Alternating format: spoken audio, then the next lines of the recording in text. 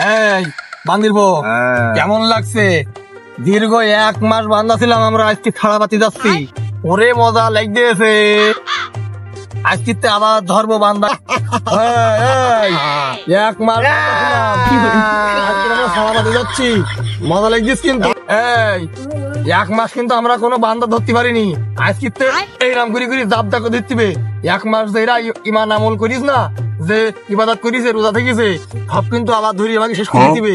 আমরা কিন্তু 1 মাস পরে ছাড়া পাতি যাচ্ছি, আবার এইরাম করে করে উল্টিবে, এরাম করে করে উল্টিবে, একদম এরাম করে ধরবি। যা, 1 মাস তোরা বন্দি ছিলি, খুব কষ্ট ছিলি, আজকে তোকে ছেড়ে দিলাম। 1 মাস পরে ছাড়া পাইছি, কি মজা। আজকে তো আবার ডিউটি শুরু শুরু শুরু। আমি ভরি থাকবো আজকে, যে নামাজ পড়তে যাবে টপ করে ধরে ফেলবো এরকম করি।